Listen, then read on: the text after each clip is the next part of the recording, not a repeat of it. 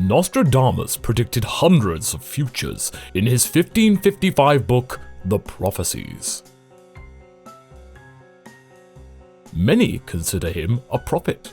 Some reckon he's a fraud. Either way, his work has captured the imagination of millions.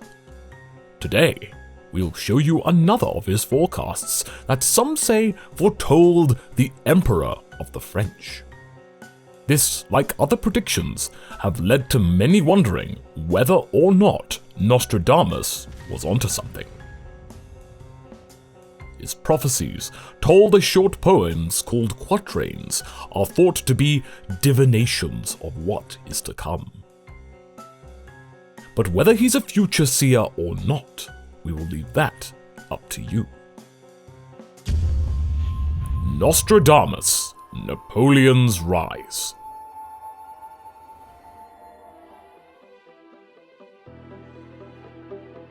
Nostradamus lived in 16th century France, almost 300 years before the birth of Napoleon.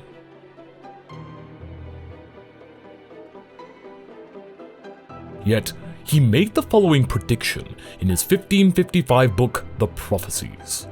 Here it is.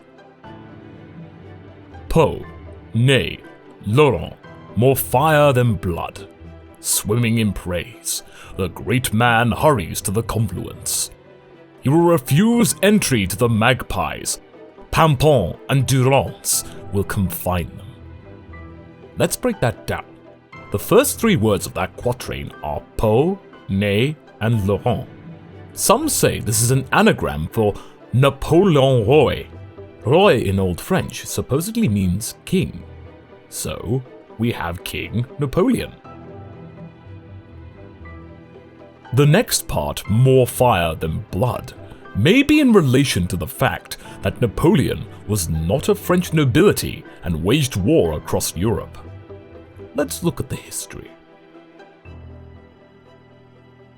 The Mediterranean, 1798.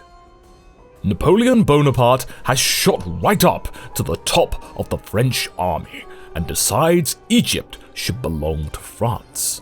The French invade and take over the North African nation, angering the British in the process. This gives Napoleon a major boost in popularity back in France.